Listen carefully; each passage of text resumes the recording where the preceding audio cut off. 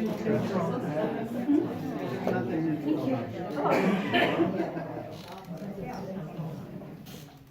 Good morning. I'm Stephanie Van Ornstrand, and on behalf of Voices from the Prairie, welcome. Voices is a grassroots organization that believes that the most important elements of good citizenship are to support and promote open, ethical, and fair governance. And to that end, there is no more important voice than that of the well-informed, involved citizenry. Voices does not endorse or promote any one candidate, but welcomes the opportunity to provide a venue for all candidates to speak about the goals and visions of their campaigns. On October 18th, the Princeton Public Library and Voices are co-hosting a healthcare panel featuring Annette Schnabel, who will bring us up to date on the most current healthcare news from Springfield and Washington, D.C. That program is a part of October Healthcare Month at the library, with programs throughout the month focusing on health and wellness.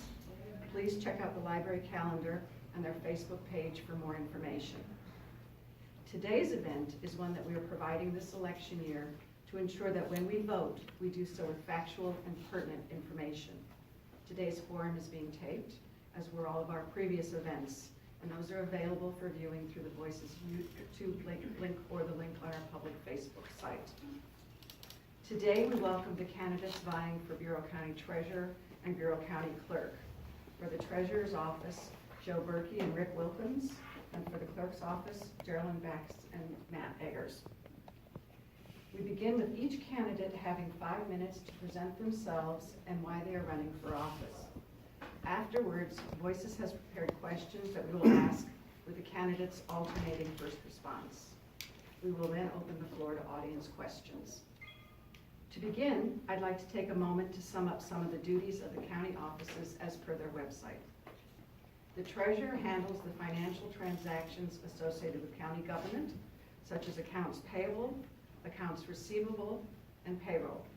Invests the county's assets to ensure safety of principal, liquidity, and rate of return, and balances the funds and accounts. Prepares bills and receipts for the purpose of tax collection, of real estate drainage within the county. They disperse funds to the taxing district, collect and distribute as required transfer of monies from the state, including tax monies and emergency management assistance program monies.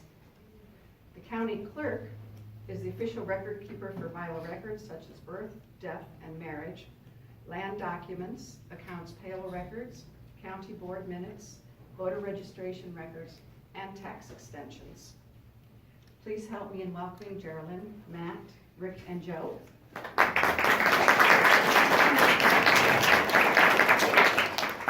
And I'll begin with the first question. I do have just a quick comment. Apparently, I override their mics, so I'm going to turn this off as I go along. If I don't, remind me, please. Okay. So, Jeralyn, to begin, what are 3 challenges facing your office, and how do you plan to address them? First of all, I'd like to thank Voices of the Prairie and the Bureau County residents for having us here. Can everybody hear me okay? Mm-hmm. Okay. So thank you. This is a great opportunity for you to meet the candidates running for office. I know Matt and I, or I speak for myself, I guess, that this is my first time running for office. So it has been a challenge. But I think one of the challenge, or 3 of the challenges that I will be facing in the county clerk's office is Jeralyn, sorry, let me stop there. I apologize. I messed up from the very beginning. They're supposed to have 5 minutes to introduce themselves. Thank you. I'm a little nervous and had no practice. So, it was close. I'm sorry. You're supposed to kick me under the table. Okay. Introduce yourself. Okay. And we'll do that, guys. Sorry. I'm going to turn the mic back on. My name is Jeralyn Backus, and again, welcome. I am a native of Depew, born and raised there. Shortly after high school, I moved to Spring Valley, and I've been there ever since. My mother and father still reside in Depew. I had a great upbringing, a diversified little town of Depew with many different ethnic backgrounds, so I was blessed there.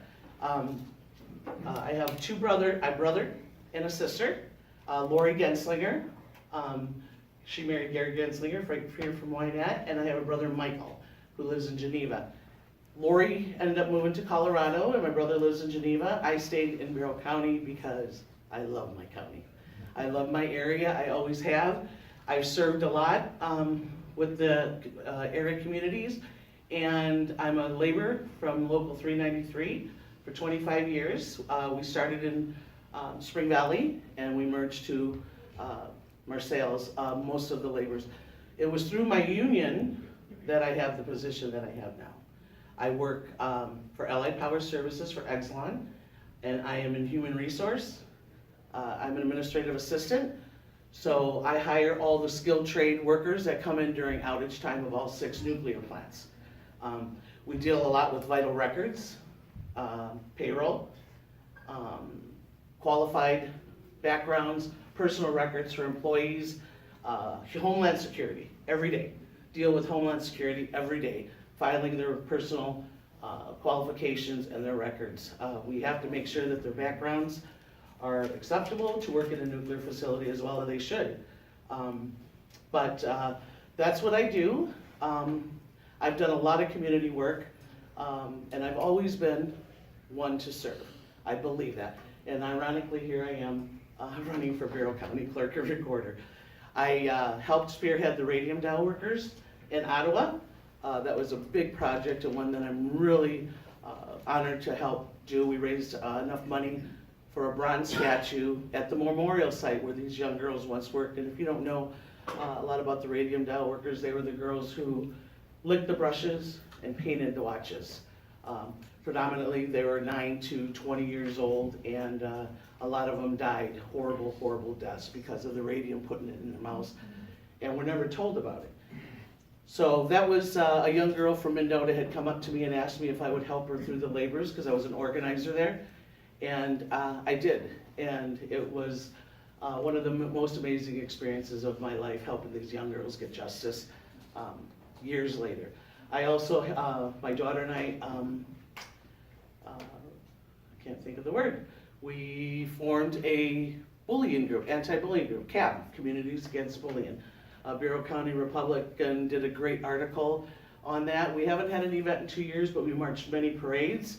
I see some of the people here that marched with us in solidarity, and it's something that needs to be addressed in our school systems. Our children are suffering.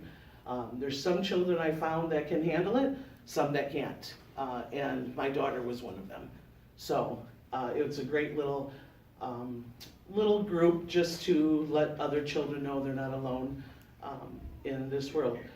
I also am a catechism teacher. I belong to the Nativity of Our Lord Catholic Church, and my husband and I teach 3rd and 4th grade. I forgot to say I have a husband that I'm married with children. But I am. I have a wonderful husband, Eric Backus, who was born and raised right here in Princeton, and went to school here, graduated here. He's a great hard worker, great husband. And I have an older son, Stefan, Emily, and Caden, my 14-year-old, who just turned 14 Sunday. But anyway, I've done a lot of service to our community, and it's something that I hold true to my heart. And this is what Bureau County Clerk and Recorder is going to do. That's what we're here for. We're here for the public. We're here for you. Honest, integrity, bipartisan, and that's what I hope to bring as your next county clerk. So thank you.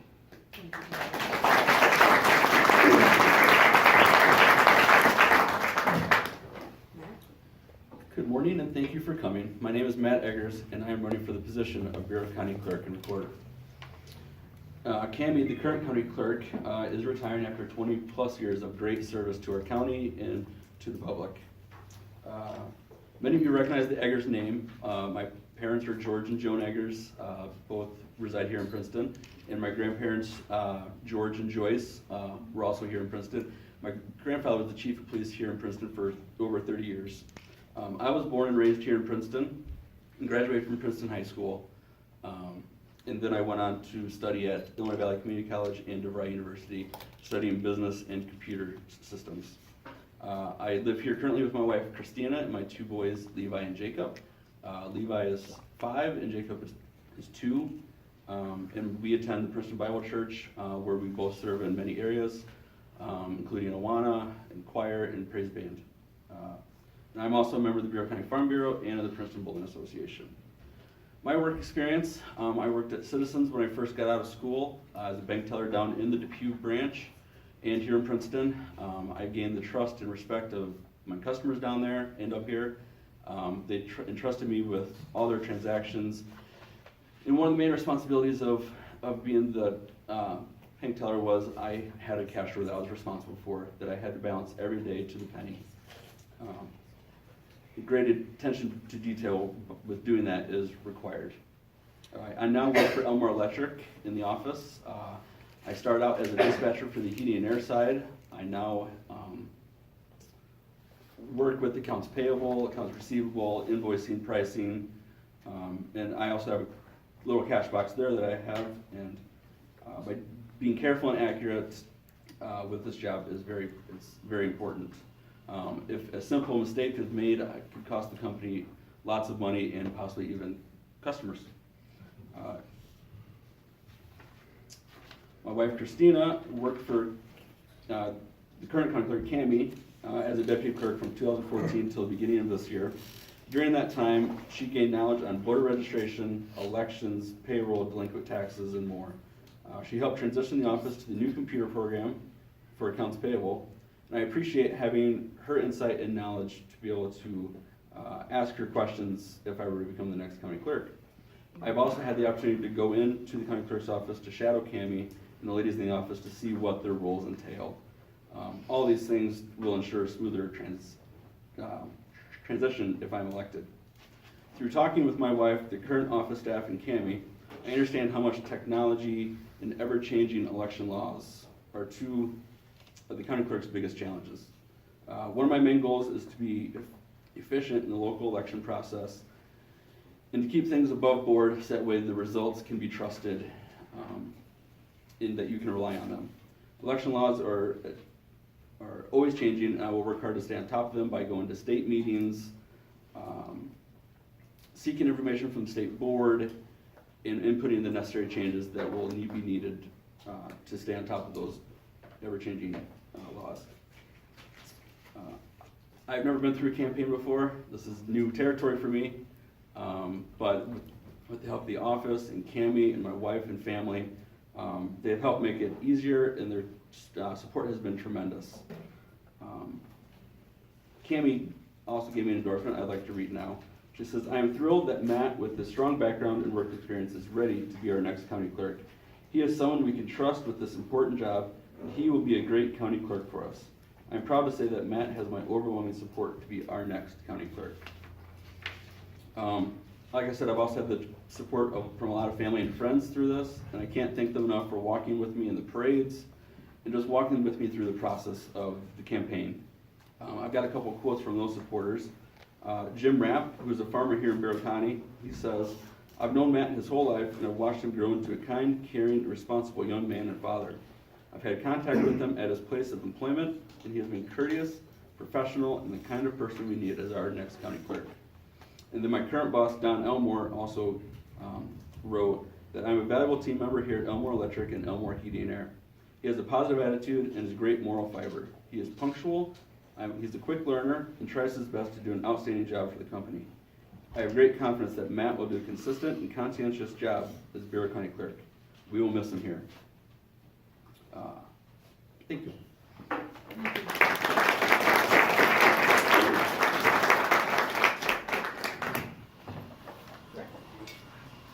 Morning, everybody. Thanks for being here and getting up early. Thank you, Voices of the Prairie, for putting this on and giving us this opportunity to be able to speak with you. It may look like I'm calm, and on the outside I am, and this is something that I kind of do for a living. I get up in front of large groups of people and speak. However, there's always that thing, I can do it in front of kids every day for hours, but when you put me in front of adults, it's like, oh my goodness.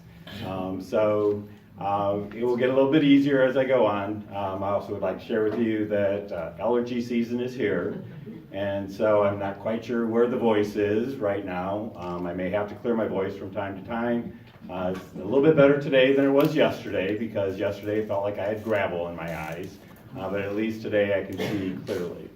I am going to use notes because there are some things that I would like to make sure that I'm able to share with you.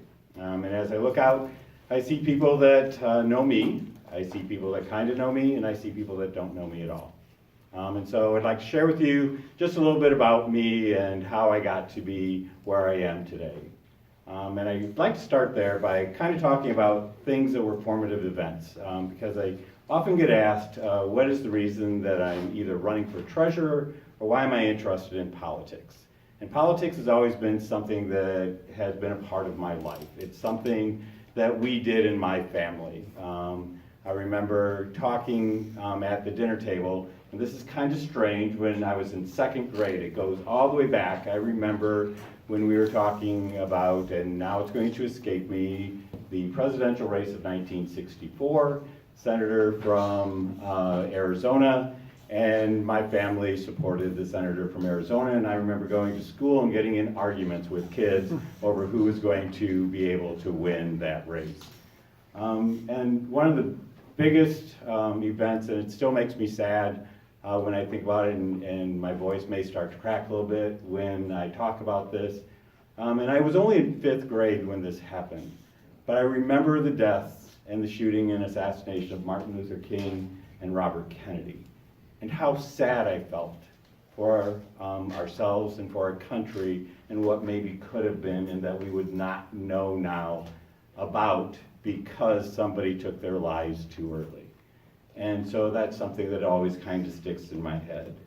I also remember standing in our kitchen, because that's where our radio was, and listening to the radio.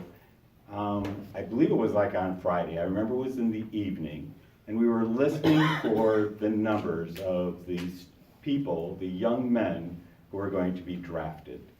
And my brother, my oldest brother, was at an age where it was likely that he could be drafted.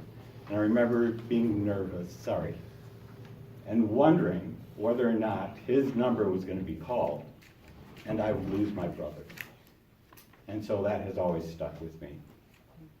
And sounds kind of strange to move to this one, but I also remember feeling safe, the safety of family, the safety of friends, and the safety of the schools that I attended, and being able to have that safe place where I could be myself. And one of those places, one of my very first jobs at age 14 was I became a camp counselor. And so I've been working pretty much steadily since I was 14 years old. From being a camp counselor, I went to being a lifeguard, and I worked throughout school pretty much for the rest of my life. And so work and service has always been something that's been very important to me. And camp has always been very important, because at camp I learned how to be a leader. I learned how to work with other people and how to be able to work towards a common goal. And so that was also very important.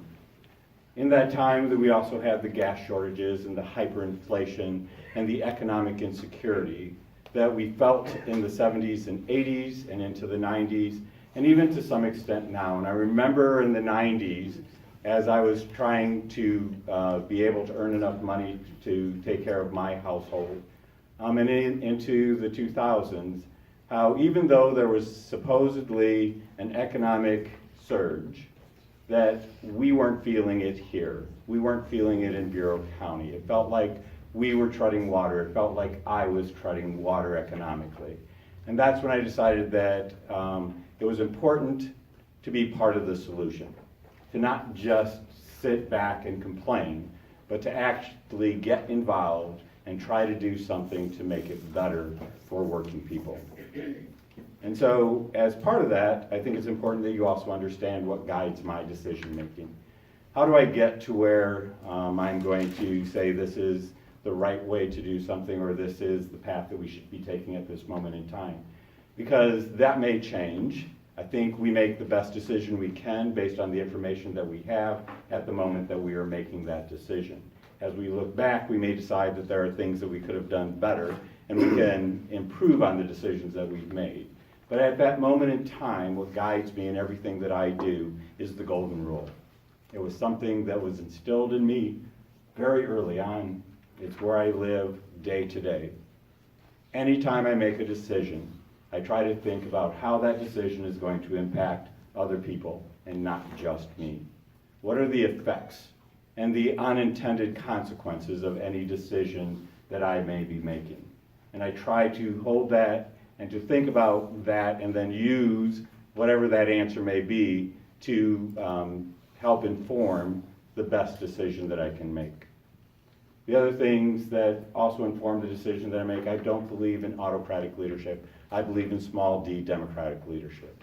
I think we need to involve all the different parties and groups and individuals into any decision so that we are able to have many different ideas and then pick the best ideas in order to come up with the best decision for that point in time.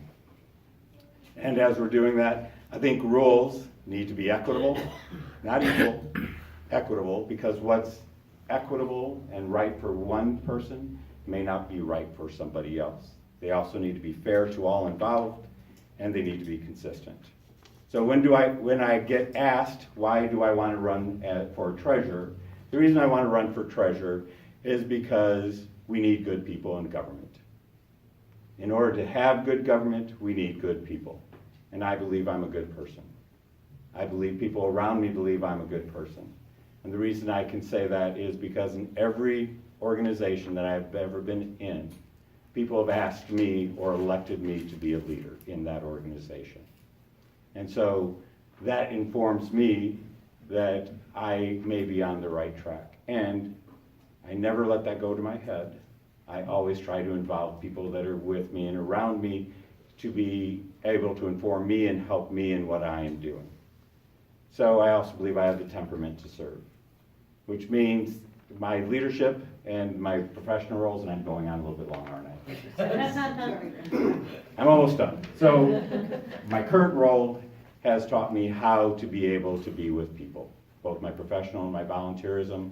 I spent the last 2 days being able to learn and to get better skills and being able to de-escalate when somebody is in a heightened position and feeling threatened. And that can be what happens when you come into the treasurer's office, because people are going to feel possibly that the taxes are too high and that they are in the process of losing their home.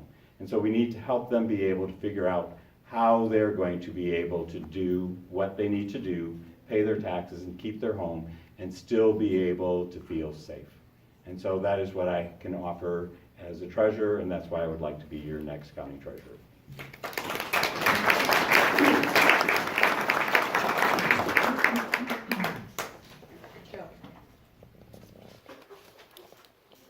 Thank you, Voices from the People, for conducting this forum to allow the intelligent, informed voters of Bureau County the opportunity to get to know the candidates for Bureau County Clerk and Treasurer. As you know, my name is Joseph Birkey. I'm a candidate for Bureau County Treasurer on the November 6th, 2018 election. I was born and raised in Walnut, Illinois. I graduated from Walnut High School and then pursued my Bachelor of Science degree in accounting at Northern Illinois University. Then I passed my CPA's exam, became a certified public accountant. I have been employed in public accounting for the past 33 years, preparing tax returns, bookkeeping services, payroll services, audits of local governments and nonprofit organizations. I've been married to my wife Luann for 28 years. I have a son Andrew and a daughter Jessica. Both my children are currently pursuing graduate school and getting their PhD as a geophysicist and an audiologist, so I'm very proud of them. I believe it is important to support your community with your time and expertise. I have been wholeheartedly involved in many local organizations and in numerous academic and extracurricular activities for my son and daughter while they were in the Princeton schools. Currently, I am the president of Berlin Mutual Insurance Company. I'm on the finance committee of that company and on the board of directors.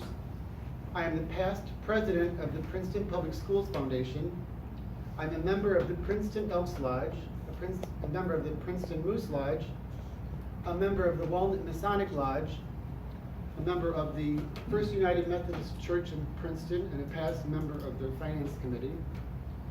I'm a past member of the Princeton JCs, and I served 6 years with the Chamber of Commerce Ambassador Club. So my community service speaks out for my involvement in Bureau County and my dedication to Bureau County. The county treasurer is responsible for the accurate and up-to-date accounting of the county's funds, the accurate collection and distribution of taxes collected to the appropriate taxing bodies, the attentive and knowledgeable investing of the county's financial assets. I will ensure that the county's employees are paid and protected by proper administration of their employee benefits. I have over 33 years of professional accounting experience in addition to rock-solid accounting and payroll skills and auditing skills to conduct those duties. My past communications and current relationships with local financial institutions prepares me to facilitate the sound investment and maximum allowable rate of return on the county's financial assets. I will ensure the county board has access to accurate and up-to-date, reconciled and balanced financial reports. I will work to improve customer service to ensure the public feels welcome to visit the office of the treasurer and restore the public's trust in the efficiency of the office and the accuracy of its records. I will work closely with the county's auditor without exceeding the county's current budget. If elected, I'm ready to be your dedicated full-time treasurer. I'm not overly embellishing a lot of political rhetoric here. I'm just stating the facts. I think it's best to be informed. In closing, in the imperfect political storm of relentless visual onslaughts, the guidance of a candidate to make the voter informed is key when going to the polls. I would like you to be informed, but vote responsibly. Thank you for allowing me to partake in this informative forum. Thank you.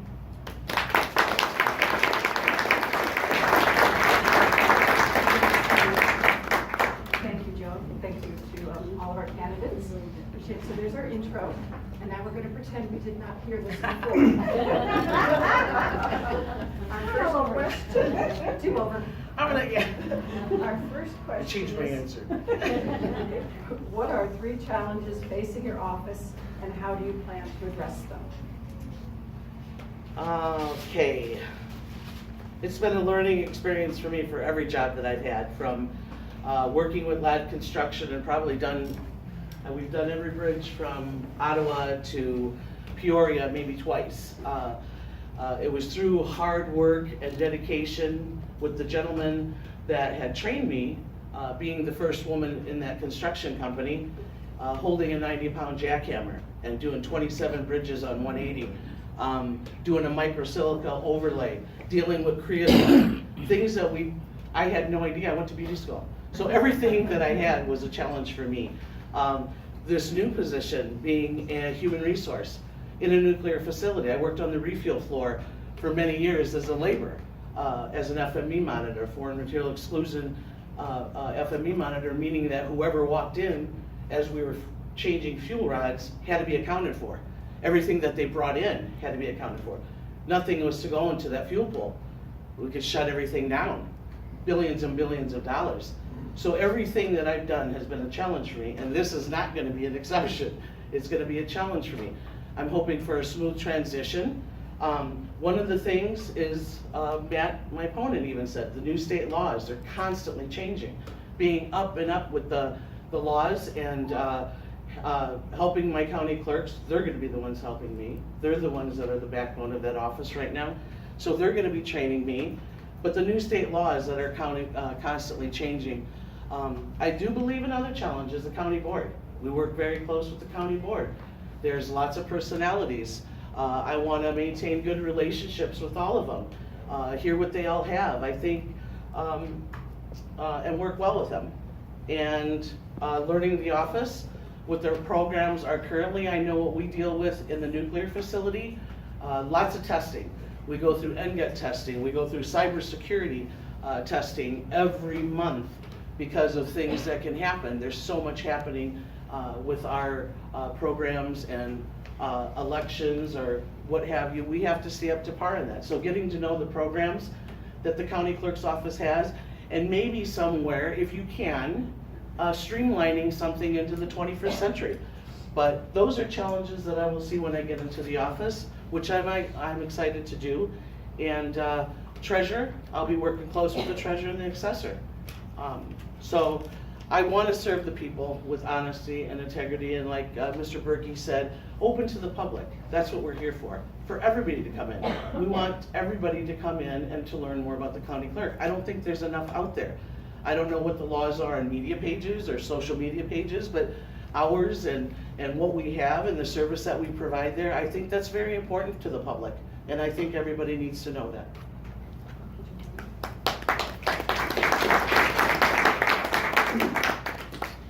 All right, what are the 3 challenges facing the office and how do I plan to address them?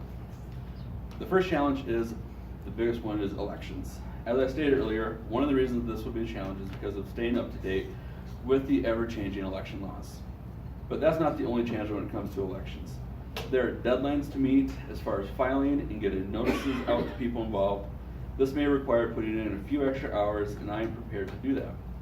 Also, it is becoming more of a challenge to find enough election judges in certain areas of the county. I will do my best to reach out to my own contacts and also to precinct committeemen to find the help we need for the election day. When it comes to elections, there's so much work that goes on behind the scenes that people don't know about. My wife has worked multiple elections, and I have also had the privilege of being there on election nights as well, after the polls are closed, to see what goes on behind the scenes as part of the process. Another challenge to running an election is the staff that has to do so much work preparing for the election while continuing the day-to-day operations. And when there are 2 elections in the same year, it is a very quick turnaround from finalizing one election to preparing for the next. I will make efficient use of my time and ask the staff to do the same so that any free moment can be focused on election work. It will be all hands on deck. Again, I am also aware I may be working after hours to ensure the work is completed on time. My second challenge is for the office is the lack of office space. Past county records, land, birth, marriage, and death records are all written in these large books, and the office is running out of space to house all the books. They have started to put all the records on computers, but a lot more of this needs to happen to free up some space in the office. In the meantime, new records are added every day, and this continues to lead to another challenge in the office, which is having the time to put all the past records on computers. I have a few ideas as to how we can address the space and time issue for digitizing the records. I believe there are 1 or 2 current staff members who could work on scanning old records, and part-time help has been used before, as well as an outside company. Those are just a couple of my thoughts.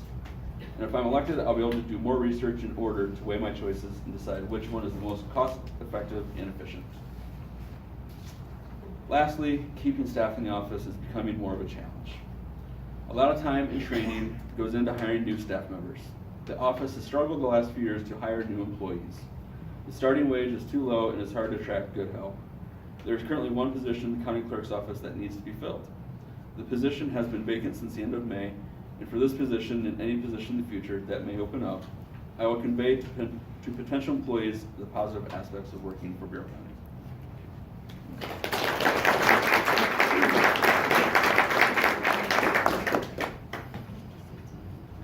And we will transition to the treasurer's office. So, challenges that I see. The first would be the collection of taxes. So that is one of the biggest jobs that the treasurer's office is responsible for. And part of that is working with both the assessor's office as well as working with the county clerk's office in order to make sure that those tax bills go out in a timely manner. Sometimes people wonder about when that happens and why they go out at the time that they do. Well, that's because there's a process that involves all of the offices in making sure that the information is correct and then able to be sent out to the residents. So it is not done completely at the discretion of the treasurer. The other part of that, right now, there is the ability to pay those bills electronically. I would like to investigate that further. But when we look at either paying through the electronic transfer of funds or debit or credit cards, there is a cost that is associated with that. And so in order to do that, we would have to look at some kind of a convenience fee Other option would also be to look at whether or not the local taxing bodies would be willing to absorb some of that cost. If they were able to, that's not likely going to happen because every one of them would have to be able and willing to do that. And so the convenience fee is probably going to be the most likely way that something like that would be able to occur, and it is something that I would like to investigate further. One of the other things that I would like to do is prior to a resident finding themselves at risk for defaulting on their property taxes is to reach out to them and to be able to see what is going on and why those taxes aren't being paid. Instead of waiting for it to happen, maybe seeing if there's some way to be able to assist them and help them in being able to either set up some kind of a savings account or reach out to other organizations that are going to be able to help them in this time of need. And that's especially true for some of our residents on a fixed income. It may be more difficult for them to be able to afford to pay their property taxes, and so we need to, I think, take care of our residents, and we need to be able to figure out how we can help them in that kind of a situation. Currently, the transfer of tax dollars is being done electronically and is done a couple times a year. One of the things that I would like to investigate is a more regular, timely way of being able to get those tax dollars to the other taxing bodies as quickly as possible. Now, in anything like that, there are always unintended consequences. The unintended consequence of being able to send out the tax dollars on a more regular basis and more than just once or twice a year is that then the county is probably going to lose out on some interest income. And so all of those things would have to be looked at and to determine whether or not that is something that would work out. The second struggle, not necessarily struggle, but part of the Treasurer's Office that I would like to discuss with you is investment strategy. In investing county funds, I think that county funds need to be invested in the county. Because if they're invested in the county, then that means that money is going to be able to be used to help somebody else as they're going to the banks to be able to get money in order to be able to fund some project that they are doing. And the more that we invest and reinvest county funds in the county, the more jobs that are going to be created, the more tax dollars that are going to be generated, the more it helps the county. Now, there are some times where we may want to look outside the county and look because there might be a greater rate of return. But I think we need to balance what we see as the rate of return against what and how it's going to help out the county and how that reinvestment in the county is going to do much more for us than just the initial rate of return that we might get from having a higher interest rate. And the last thing that I would like to discuss, the third, is transparency. I think it's important that people understand what and where the money is. If you want to know the values that an organization has, you look at their budget. The budget tells you how and what people value, and where they're going to put their money tells you what they value. And so it's important that all county residents have the ability to see on a regular basis where the county stands on the budget. How much is left in each of the line items? What is being spent? How are they spending it? Are there parts of the budget that are close to going over? Not only do county residents need to have that, that needs to be in the hands of our county board members on a monthly basis. It was not that way when I was on the county board. And I've checked with county board members, and it still is not that way. They do not have, on a monthly basis, a line item accounting of how much money has been spent and how much money is being brought into the county. So they are not able to make a decision on whether or not to pay bills based on whether or not it is within the budget. And that is something that they should be able to do. That kind of a report will be on their desks, should I be elected and be honored enough to have your trust and support and become the next treasurer. That will happen. I would like to see it happen within the first 3 months. To say that it's going to happen right away is probably not realistic. Not knowing exactly the exact software that is being used, I would like to think that it would be able to be done fairly quickly. I do know the software that was being used when I was on the county board, and that it was available because we did get that report at the transportation department. However, we did not get it for all of the county. So I think that that is still something that would be able to be done. I would think that within the first year, that is something that all county board members would be able to have and would be essential to being able to ensure that tax dollars are being spent in the most efficient and effective way. Thank you.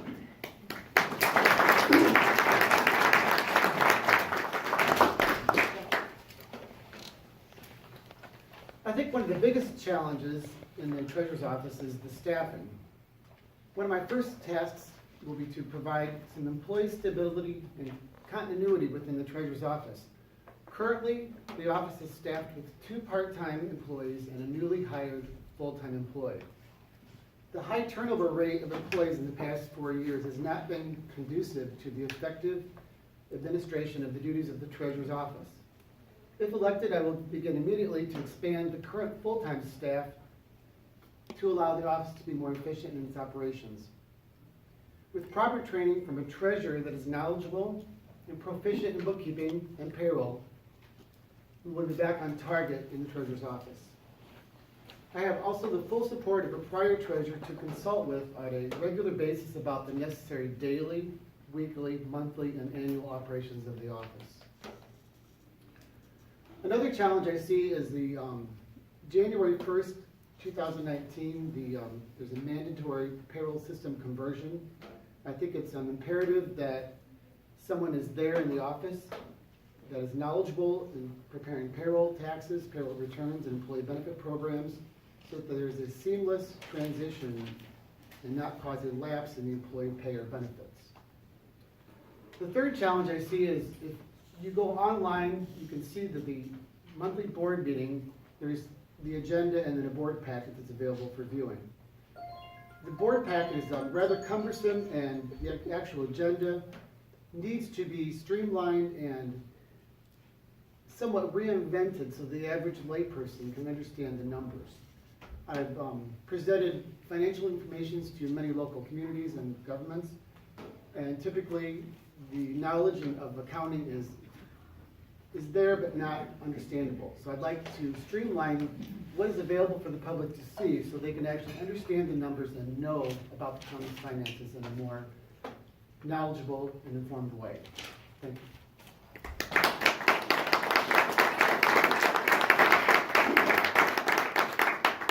Joe, I hate to put you on the spot, but since we're reversing, you get to go first this time. So, question number 2, and I'm going to stop here for just one quick second. I'd like to know how many of you have questions that you'd like to ask. Okay, 1, 2. Okay, because what I'm going to do is I'm going to try and hold to a 3-minute answer. If that doesn't impact, I know we didn't give you a time limit, but because I know there are a number of people who want to ask you questions too. Number 2 question is, have you studied the workings of your office in any other counties? And if so, what have you learned that's useful? I have talked to several other local county treasurers. The key point centers around proper staffing of the office to ensure the efficiency of the office. The staff needs to know what needs to be done, how to do it, and have a boss that knows how to properly manage the employees. Another point is the regular attendance at conferences of treasurers to network with each other to keep abreast of trending legislation, changes in payroll taxes, updates to accounting software, and in general to develop a working relationship with other counties to provide the treasurer's office with resources to use in the future. If elected, I plan to job shadow with other county treasurers to gain invaluable perspectives into the inner operations of the treasurer's office.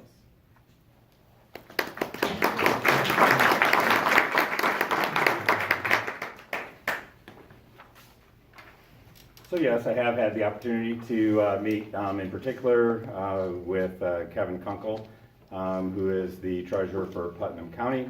And on several different occasions, we have discussed treasurer's office and what happens in the treasurer's office. And probably the biggest thing that came out of that is the availability of the Illinois County Treasurers Association. And that knowing that there is an association that is available and where there are county treasurers, 102 county treasurers, willing to reach out and help out any of the new treasurers. Part of the job for a new county treasurer is they also are expected within, I believe, the first 6 months to a year to go through training with the Illinois Comptroller's Office that goes over exactly what the specific duties of office are. So there are many different areas. There are treasurers and the comptroller who are available to reach out to and who are able to assist us. I also had the opportunity to meet with our current county treasurer, Courtney Mabry, and to talk about some of the changes that have been made in the office in the 4 years that she has been treasurer, and in particular how the office has become more digital, which is something that I completely embrace. The more digital the office becomes, the greater the transparency is, the more easy it will be for people to be able to access the information about how their tax dollars are being spent. So in anything and in any new experience, you need to reach out to people that have knowledge and be willing to be open and willing to listen and learn from what they are able to share with you. And that's what I intend to do. Thank you.